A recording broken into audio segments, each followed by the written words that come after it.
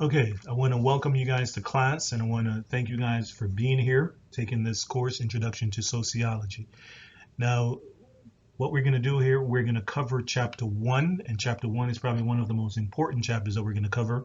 This is a chapter where we're going to talk about what sociology is. We're also going to focus on the sociological perspectives, and the sociological perspective are going to be very important for you to know.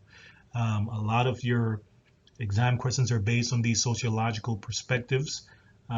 Your papers are based on these perspectives. And again, the sociological perspective, we're talking about functionalism, conflict, symbolic interactionism, and feminist. So those are the main theories that we use in sociology. Now, one of the things I want you to pay attention to is that when you're reviewing these PowerPoints, I want you to pay attention to the chapter objectives. Now, these objectives are at the beginning of every PowerPoint, and you can think about these objectives as things that you need to know for the specific chapter. Because what I did, one of the complaints that students had in the past is that there was a lot of information in these chapters and they didn't know what was important and what to study. And so I went through these chapters, each of these chapters, and I wrote down the objectives. And so when you're reading these chapters, you need to know these objectives. So you can use these objectives as a form of study guide. So when you're reviewing the chapter, make sure you cover these objectives. And again, you use these objectives to study, to prepare for the class and for the assignments in the class. All right, now one of the first objectives that we're going to focus on here is what exactly is sociology. As you can see here, sociology is defined as a systematic study of society and of social and human interactions. And what that simply means here is that, sociology asks questions like, what makes us who we are? Why do we as individuals do what we do?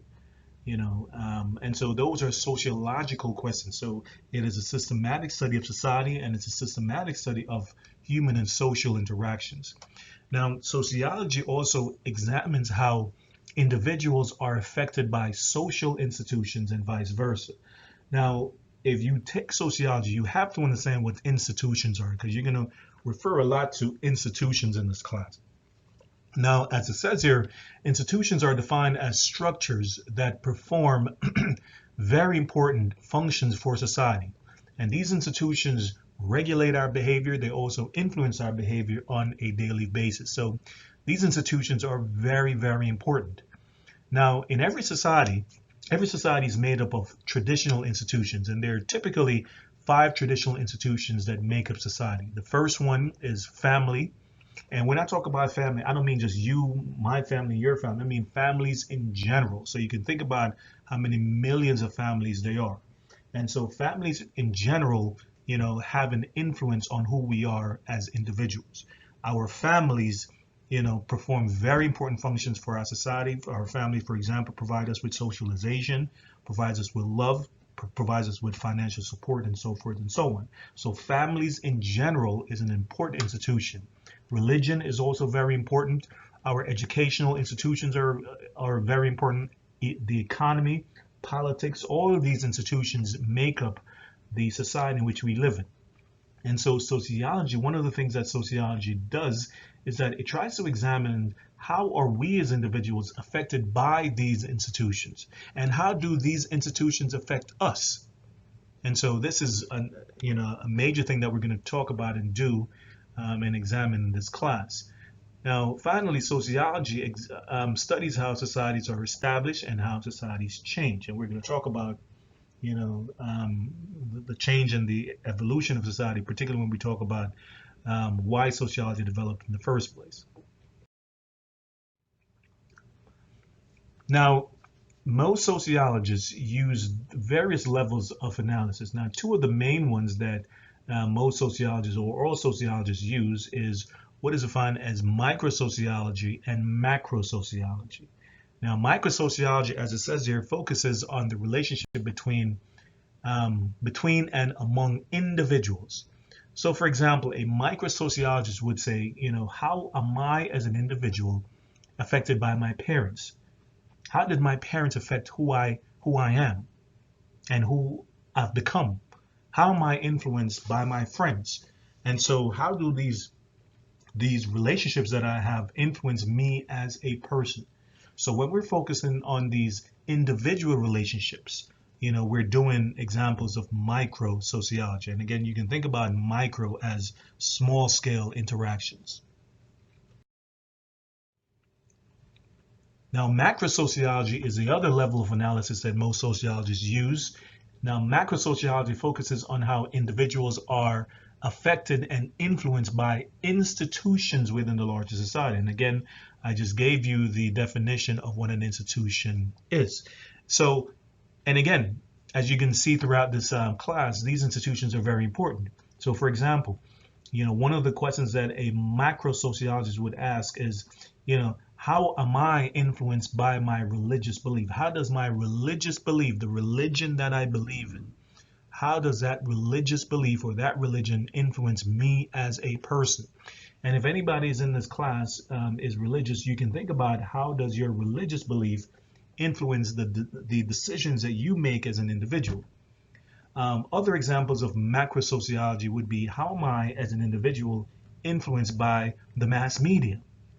And the mass media is a very important agent of socialization. It influences, how we define ourselves, how we view ourselves, how we view other people, how we interact with other people. And when I talk about the mass media, we're talking about, social media, Instagram, Facebook. We're talking about television shows. We're talking about movies. We're talking about radio, advertising. All of this is part of the mass media. And the question becomes, how does the mass media influence me as an individual? Now, what's interesting is that a lot of people, don't really understand the influence and the effect that the mass media has, but it is a very powerful institution, and it influences how we view ourselves and how we view other people. And so all of those issues here would be examples of macro sociology. Now, one of the questions that, I typically ask my student in my class is, and I give them the example of micro versus macro. So one of the examples I use is, why would a woman cheat on her husband? Why would a married woman cheat on her husband? Because we typically know that men, are cheaters, or some men are cheaters, unfortunately. But what is not typically known is about women. And we also know that women also cheat. They may not cheat to the same extent as men, but they cheat. And so if somebody is a sociologist and they would be interested in finding out the reason for that, they could do, research and examine, this question. And so, again, the question is, why would a married woman cheat on her husband? And what we're going to do, we're going to break down micro reasons as well as macro reasons. And again, and the reason for this is because I wanted to make sure you guys understand the difference between the two. Now, remember we said here that micro sociology focuses on individual relationships. So if you ask that same question, why would a married woman cheat on her husband? One micro reason could be, she has poor relationships with her husband. The love is gone. Let's say, for example, he works a lot and he's not home. They don't spend a lot of time together. And as a result, she no longer loves him, or she, requires or desires affections from other people for whatever reason. Other micro reason could be the influence of her friends. So let's say, for example, this married woman, has a bunch of friends who are cheaters. And so by interacting with her friends, she's going to be influenced by the fact that her friends are cheaters, right? And so that would be an example of micro level reason. Another reason on a micro level could be the influence of her family. Let's say, for example, she was raised in a family where cheating was normal. Her parents cheated on each other. Her brothers cheated, her cousins, her uncles, her aunts cheated. And so in her mind, cheating is not a big deal because she comes from a family of cheaters. And so she may believe that, what she's doing is not a big deal as a result of her interactions with her family in terms of how she was raised. So all these would be examples of micro level reasons in terms of why a married woman would cheat. Now let's focus on some macro reasons. Now, a macro reason where we focus on institutions in society, a larger society, one of them could be, there's more college educated women in this society, and women are becoming more economically independent, and so they don't need to stay in relationships where they're not happy. In the past, women or a lot of women were stuck at home, or I shouldn't say stuck, they were, sectioned off at home or limited in their economic opportunities because the men were the ones that made the money. And so now with more women going to college, they're more financially independent. And as a result, they don't have to put up with certain things that they used to in the past. And so because of the change in the amount of educated women or college educated women, this could lead women to doing things that they weren't typically doing in the past. So that again could be, would be an example of how larger changes in society, institutional changes, could affect individual behaviors. Other example of a macro level. We know for a fact that our society is becoming much more sexually liberated, particularly women, because men typically have always been much more liberated than women. But nowadays, women are becoming more and more sexually liberated, and you see this in the different movies that you see playing in the theaters or on television. Even in Disney movies, you see this, where women now are becoming more independent, more strong. They don't have to rely on men to save them, and so as a result of this, changes, as a result of their sexual liberation, this could lead to changes in individual behaviors. A third macro reason could be the fact that, we not live in a society where the stigma of divorce has been tremendously lessened. And so, frankly, it's not a big deal to get divorced. As a matter of fact, more and more people are having what are defined as divorce parties, where people are actually having events to celebrate their divorce. And this is a fairly new phenomenon because, this wasn't, in the past, if you got a divorce, a lot of people hid that and were ashamed. Nowadays, more and more people, because everybody or a lot of people know people who are divorced, the stigma that has been attached to divorce has been tremendously lessened. And so women now are not afraid to do things that could potentially lead them in getting divorced. And so all of these, again, would be examples of macro reasons. So again, make sure you understand the difference between micro reasons versus that of macro sociology. All right, now one of the things that we're going to focus on now here is the goal of sociology. And one of the goals of this class is to develop what is defined as the sociological imagination. And the sociological imagination is the ability to see the relationship between the individual experiences and the institutions. How am I affected by the institutions that we have in our society? How do these institutions affect me as a person? And when we develop the sociological imagination, we understand that, me as an individual is affected by forces that are beyond my control. And so this is an important goal in sociology. And again, if you think about, this goal, another point of this goal or purpose of this goal is to kind of move us away from thinking on the individual level, where, a lot of us are very individualistic, where, we tend to believe that we can just do things and there are no consequences. And the reality is that that's not the case. And sociology tries to show us that, we live in a society where we're influenced by other people, where we're influenced by forces beyond our control. And a lot of times when we do things, we don't do things because we want to do them. We do things because we have to do them, because that's how society is structured. Now, and an example of the sociological imagination, and I normally talk about this in my class, is, this very simple question. If you could be anywhere in the world, where would you be currently? And a lot of people in my class, would want to be somewhere else. And I would imagine that some of you guys listening to this PowerPoint probably want to be somewhere else, and it's quite understandable. But the important question becomes, why are you here? If you want to be somewhere else, why are you here? Particularly that we live in a free society. Why are you a democratic free society? Why are you here? And the answer to that is because you're here because, you guys want to have a degree and at the end of the day, use that degree to find decent jobs. And that's how society is structured in many ways. If you want to have a decent job, if you want to be educated, quote unquote, you have to have a paper from an institution like this that says you're qualified. And you have to have certain amount of credits, take certain amount of courses, and so forth and so on. And the question becomes, who determined all this?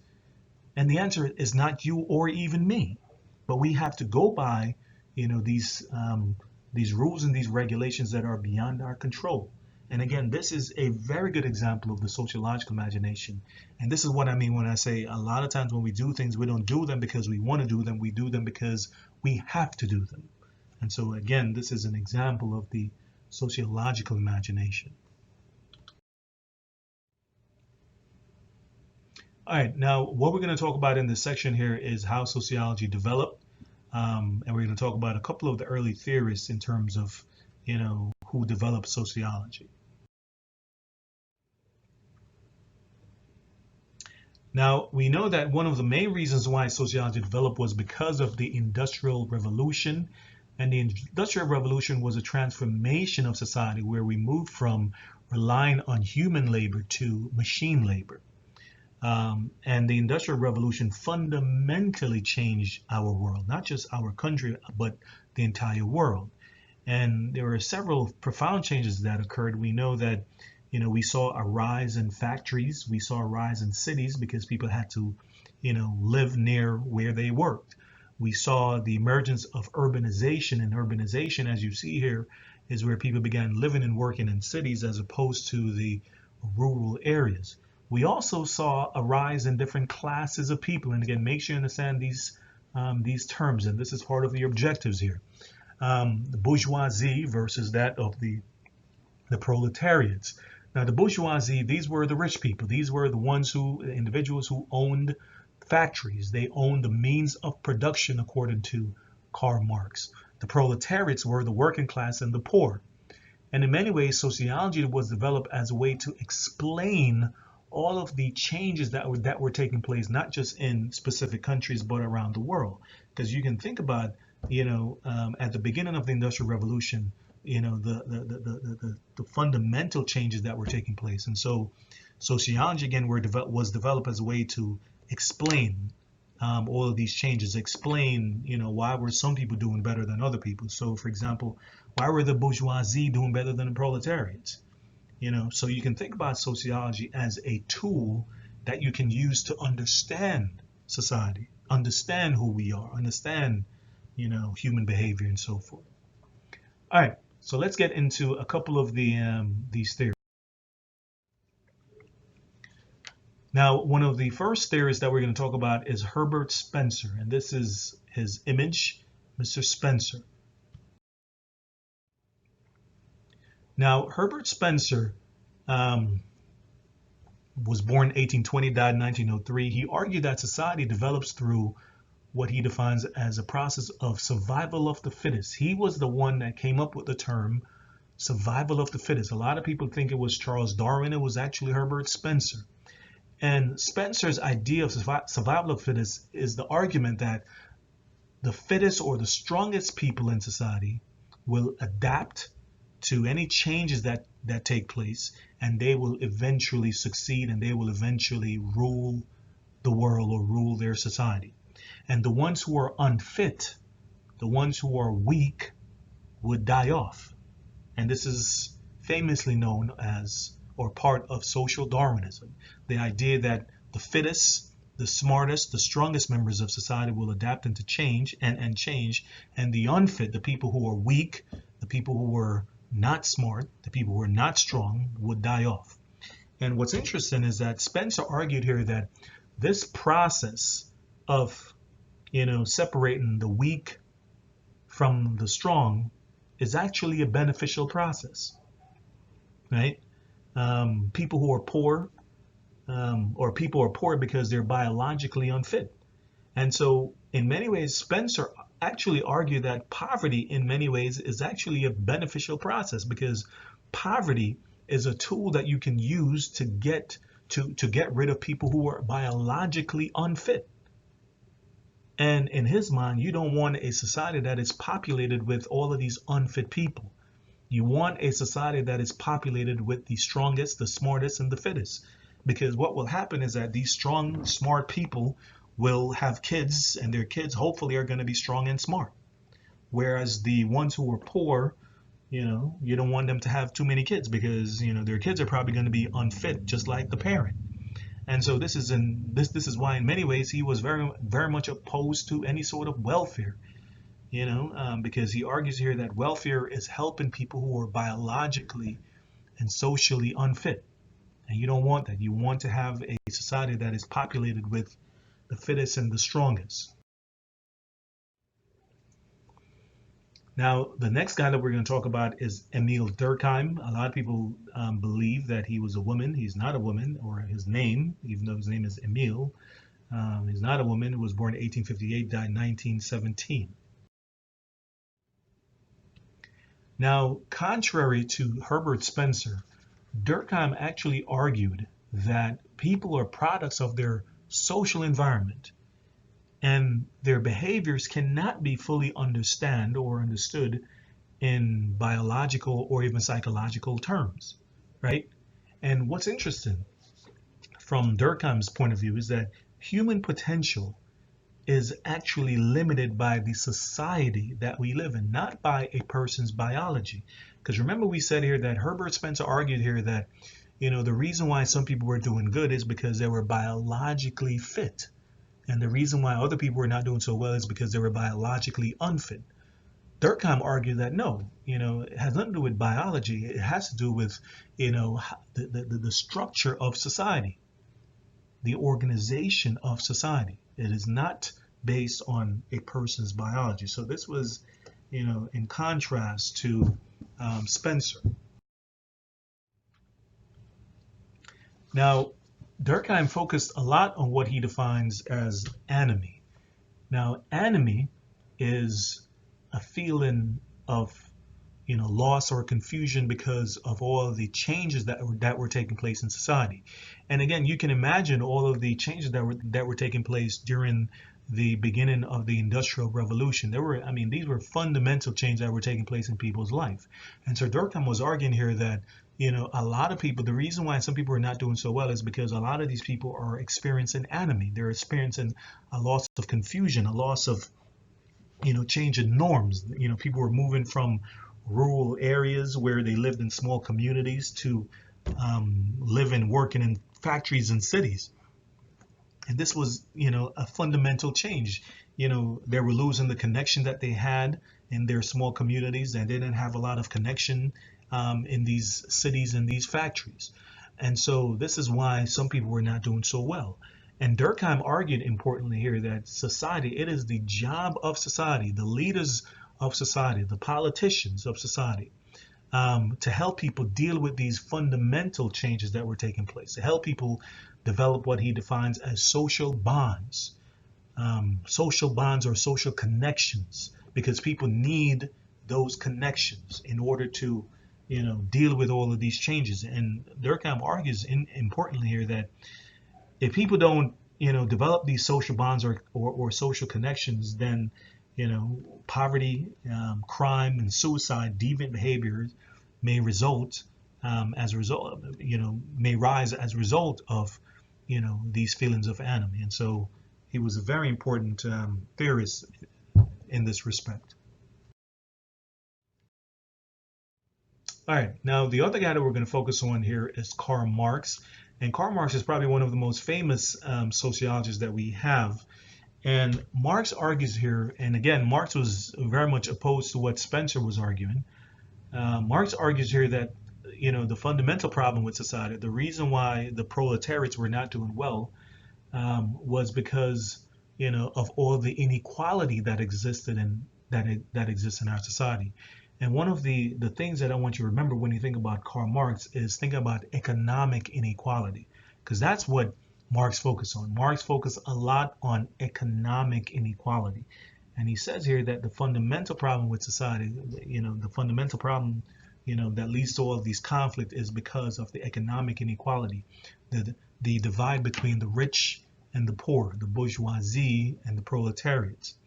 And Marx argues, interestingly here, that the proletariats would eventually rise up against the bourgeoisie and abolish capitalism, because he was not a fan of capitalism, because he argued here that capitalism fundamentally leads to inequality. And he argues here that eventually what's going to happen, we're going to move from capitalism to socialism and finally to communism. And is in Marx's idea of communism, everyone is equal. There are no social classes. There are no, divide between the rich and the poor. And so this is why one of the questions that I typically ask my students in my class is, do you believe that we can have a class-less society? Do you believe that we can have a society where there are no classes? Because at the end of the day, Marx fundamentally believed that we could actually achieve a class-less society. Now, whether that is true or not, it may be a different story, but at least according to Marx, he believed in it. Now, the final guy that we're going to talk about in terms of the early theorists is Max Weber. I know his name seems like it's pronounced Weber. It's actually pronounced Weber, almost like a V. Now, Weber is interesting in the sense that he actually agreed with Karl Marx. And he says, yes, Marx, has a point in terms of, seeing the difference or the divide between the haves and the have-nots. But he thought that Marx was too narrowly focused on economic inequality or economic equality. Because again, according to Marx, his idea was that in order to have a more perfect society, what we need to do is to redistribute the wealth. That's what Marx believed. And so he believed that if the wealth and the resources in our society were redistributed, then we will have a more perfect society, a communistic society. Weber, on the other hand, did not agree with that. Weber argued here that even if everyone was equal, even if everyone had the same amount of resources, the same amount of everything, Weber argued that we would find something else to divide and separate ourselves by, right? Whether it's where we live, the cars we drive, the jobs we have, etc., etc., etc. And so Weber was not very optimistic. He was not a very optimistic person. Marx, on the other hand, was very optimistic. He actually believed that, we could have almost like a perfect society, a communistic society. Weber argued here that even if everyone had the same job, even if everyone had the same resources, the same economic opportunities, we would find something to divide and separate ourselves by. And so according to Weber, then, communism is impossible to achieve. We can never have a truly communistic society. We can never have a truly equal society. And so if you ask Weber, that same question I asked the class, can you have a class of society? His answer would be a resounding no. We cannot have a communistic, a class-less society. All right, now what we're going to do now, we're going to get now into the contemporary theories. Remember I said at the beginning of the PowerPoint, you're going to need to know these theories. And again, you can view these theories as a tool that you can use to understand society. As I said earlier, your exam questions are going to be based on these theories. Your papers, or most of your papers, are going to be based on these theories. So you have to understand these theories, and you have to understand how to apply these theories to individual behaviors and everyday behaviors. And so the first one we're going to get into is that of the functionalist. All right, now structural functionalist or functionalism, which is the same thing, is a macro level theory, meaning that it focuses on society at large, focuses on the institutions in society. And what the functionalist basically says is that society is composed of a variety of different parts or different institutions. And each of these institutions, according to the functionalists, serve a particular function that benefits the larger society. So an easy way to think about functionalists is to think about functions. What functions does a particular institution or a particular part of society or an aspect of society serve the larger society? How does the family as an institution benefit society at large? And remember, we spoke about institutions already. And so from a functionalist perspective, it is the idea that society as a whole is made up of all of these different parts. And each part in society has or performs a specific function. And when these parts in society is doing their job, then society operates effectively. But if these parts, if these aspects of society is not doing their job, then society is not going to operate effectively. And so again, an easy way to think about functionalists is to think about functions. What functions does certain thing provide or serve the larger society? Now, what I'm going to talk about now is I'm going to give you like an abstract example of how you can understand the functionalist and how you can apply it to society at large. Now, I want you to think about your car, since I would imagine that most of you guys in this class own a car. And I want you to think about the various parts of your car. And there's a lot of parts of, a car, right? You have, for example, the steering wheel, you have the transmission, you have the suspension, you have the braking system. And each of these parts of this car have or has or performs a certain function.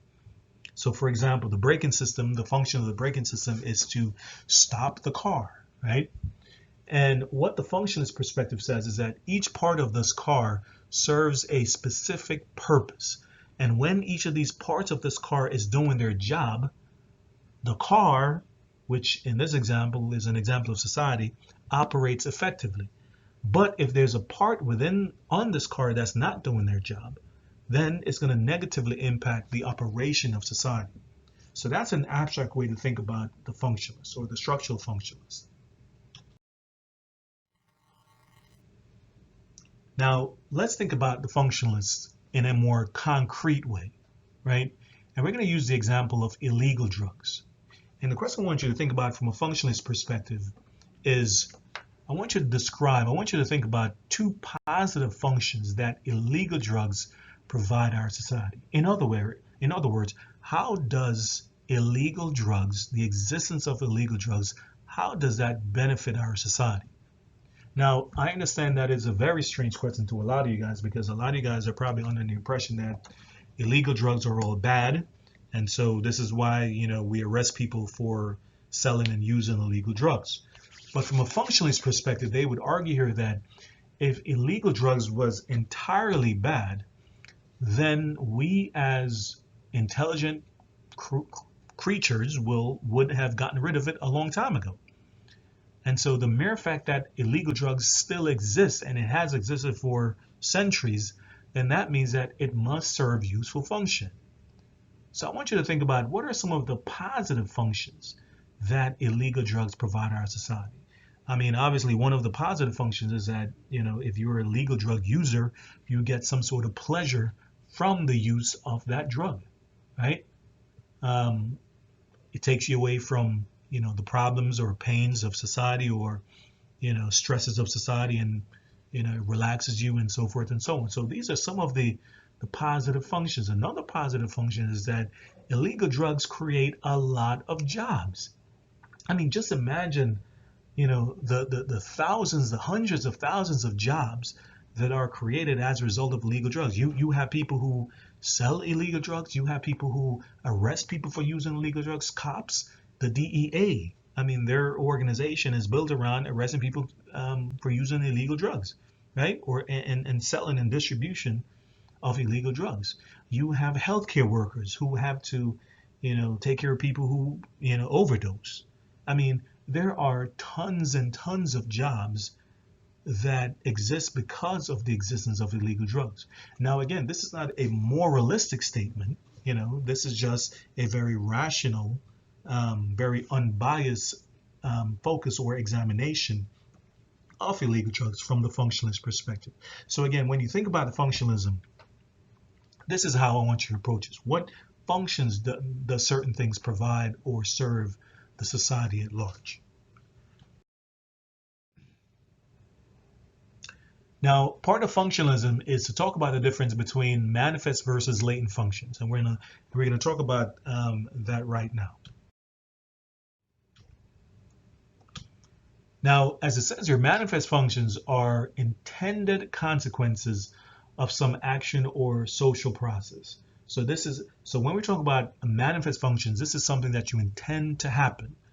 So if we get back to the example of illegal drugs, one of the questions becomes, what are some manifest functions of using illegal drugs? And obviously, one of the main manifest functions of using illegal drugs is that if you're the user, you intend to get some sort of pleasure from the use of this illegal drug. So the pleasure that one derives from the use of drugs would be an example of the manifest function. And if you think about if you are somebody who sells illegal drugs, one of the manifest functions of selling illegal drugs is that you intend to be paid. You intend to get money from the sale of the drug, right? So that's a clear manifest function of the sale of illegal drugs. Now, when we get into the latent functions, as it says here, are things that are unexpected, things that are unintended, right? So what are some of the unintended consequences of using illegal drugs? And obviously, I'm sure you guys can think about a ton of unintended consequences. You can get addicted to the illegal drugs. You can go to jail if you get arrested. You can die as a result of use of illegal drugs. For example, we are currently in the midst of an opioid epidemic where I think, if I'm not mistaken, last year over 70,000 Americans died from opioid use. So deaths that arise from illegal drugs or use of illegal drugs would be latent functions. And you can think about latent functions are things that disrupt the operation of society. And obviously there are benefits to illegal drugs, but there are also dysfunctional aspects of illegal drugs. But again, from a functionalist perspective, they would argue that, if there were more dysfunctional aspect to illegal drugs, then we would have gotten rid of it a long time ago. So the mere fact that illegal drugs still exist must serve useful function for the larger society. And so this is, from a functionalist perspective, this is how most functionalist theories would think about the use of illegal drugs. Now let's get into the conflict perspective. Now the conflict perspective, as it says here, was influenced by Karl Marx. And remember, we said here that Karl Marx, to think about Karl Marx, when you hear the name Karl Marx, just think about economic inequality. And so from a conflict perspective, and again, by the way, the conflict perspective is also a macro theory, which means that it focuses on society at large, the institutions in society at large. And so the focus of the conflict perspective is on inequality in society between one group versus another group, rich versus poor, blacks versus whites, men versus women. And it's summed up in the Marxist statement that the history of all existing society is a history of class struggle. Now, in my class, I typically use this image that you can see here on this PowerPoint of two guys. And I want you to imagine here that this is the game of life, right? Because there are many people who argue that life is a game, right? And we're both, we go to the starting line, right? And you have these two individuals. On the top, you have a young man who is on the hood of his parents' car. And the idea here is that he has a lot of resources. He has a lot of backative from his parents. On the other hand, you have a young man who he is in a cap, which means that he has some sort of formalized education, but he's going to be straddled by his parents, right? And so obviously in this game of life, the guy on the top who's aided by his parents' resources is going to win. And so this is what the conflict perspective argues, that the fundamental problem in society, the reason why this guy on the top is going to win is because he has an unfair advantage, because he has resources, much more resources than the guy at the bottom. And so this is why, from a conflict perspective, one of the goals is that we need to have a more just, a more equal society where people have the same resources, or if they don't have the same resources, they have the same opportunity to achieve the same resources.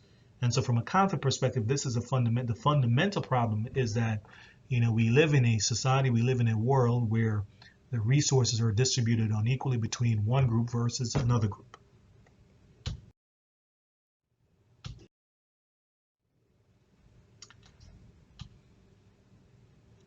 Now, again, if you use the conflict perspective, and let's say you use the conflict perspective to think about the use of, or the reason why would somebody sell illegal drugs, the focus would be on issues of economic inequality. From a conflict perspective, actually, the argument would be, well, the reason why somebody would sell illegal drugs is because they may have grown up in poverty. They may have grown up in an area where there's not a lot of economic opportunities. And so selling drugs is one of the few avenues where these people can make money. And so from a conflict perspective here, again, the focus is always on issues of economic inequality, issues of poverty, and how issues like this lead to larger conflicts in society. All right, now the other theory that we're going to focus on now is that of the symbolic interactionist perspective. Now, the symbolic interactionist perspective is a different theory. It is a micro theory, which means that it focuses on the interactions that we have with each other. Remember we said micro theory focuses on individual interactions, the interactions I have with my friends, my family, and so forth and so on. And so from a symbolic interactionist perspective, the focus is on the individual. Now, there are two aspects to this theory: the importance of symbols and the importance of interactions. And one of the questions that I typically ask my student is, how do you perceive yourself physically? Meaning that, do we have anybody in this class who would define themselves as physically attractive? And why? Why do you view yourself as physically attractive, or why do you not view yourself as physically attractive? And at the end of that, you will see how important interactions are in terms of how we view ourselves. Now, by asking my students how they view themselves, one of the things that you notice is that, the people we interact with, and again, this is the importance of interactions. And again, this is why the theory is called symbolic interactionist, right? The people we interact with influence how we view ourselves, how we behave, and how we view other people. And what that means here is that we as individuals actually develop either a positive or negative perception of ourselves based on the interactions that we have with other people, right? So for example, if you grew up in a family where, let's say you had a loving family and your parents always tell you that you're great, you're attractive, you're kind, you're nice, based on those interactions, you're probably going to start to view yourself as kind, nice, attractive person because of the interactions that you have with your family. Same thing with the interactions that we have with our friends. These interactions are very important and they do shape who we are, right? So this is why, parents are always very concerned about, who their kids hang around with, because they know that, the people we interact with can influence our behaviors, can influence how we view ourselves, and can also influence how we view other people. So this is why interactions and the people we interact with are so important in the development of who we are as individuals.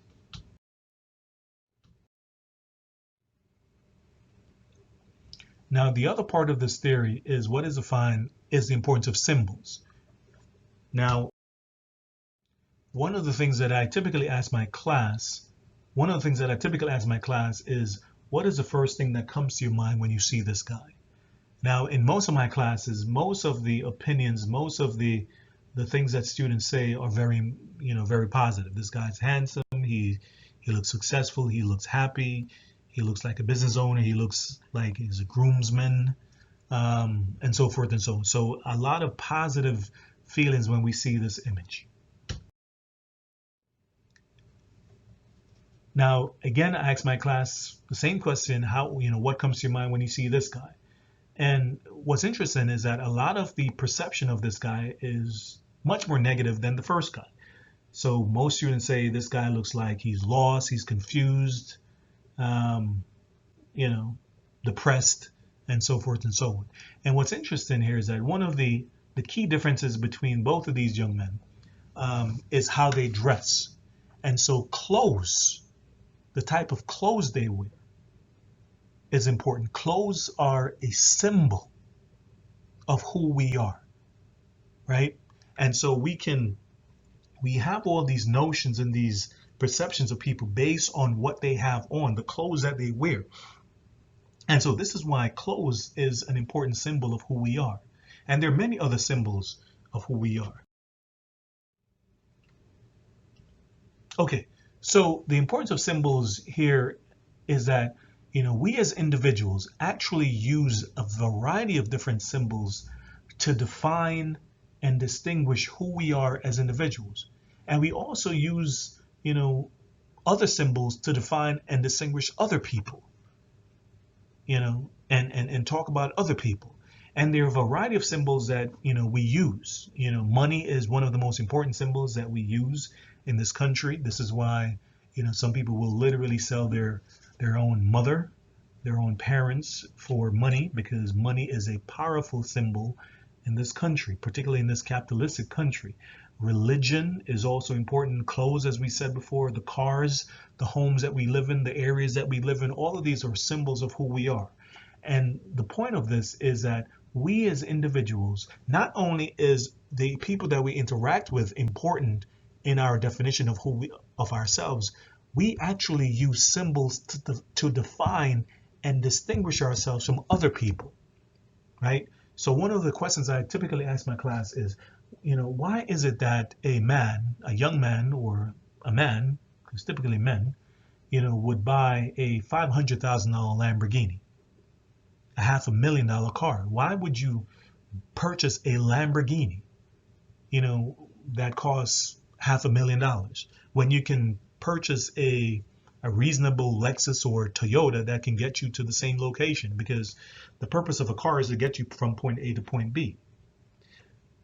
And the answer to that is, the reason why somebody would spend that kind of money on a car is because the car is a symbol of who they are. And the reality is that most of us are going to react differently to a person driving a Lamborghini as opposed to a person driving a Toyota. So the car itself becomes, just like the clothes, becomes a symbol of who we are.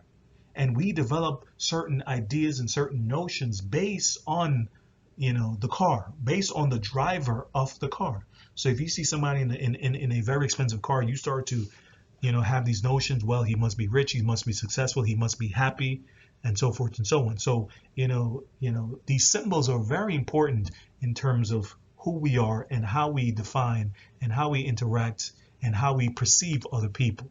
So this is why not only is our interactions important, the symbols that we use to define ourselves and define other people are also very important in who we are as individuals.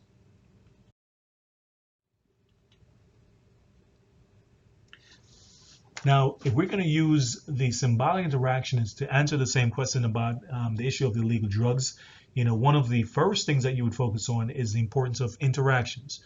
So, the question again was, why would somebody use illegal drugs? And obviously one of the main reasons for that is because from a symbolic interaction is because of the importance of interactions, the people you interact with, right? Because remember we said here that, the people you interact with influence your behavior. So let's say you are interacting with people, you are surrounding yourself with people who are drug users.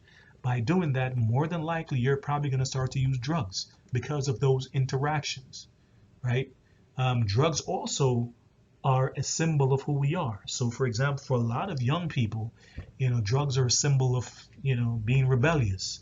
Drugs are a symbol of being cool. For example, if you listen to a lot of popular music nowadays, one of the main things that a lot of these singers and artists, sing about or rap about is drug use. And so if you want to be cool, if you want to be perceived as being cool, this is one of the ways to use drugs, right? And so drug use becomes a symbol of who you are as an individual. So this is how you can use these theories to analyze individuals' behaviors, where you focus on interactions in terms of the people you interact with, and the focus on symbols. The last theory that we're going to focus on here, and this is the last slide, is that of the importance of feminism. And the feminist perspective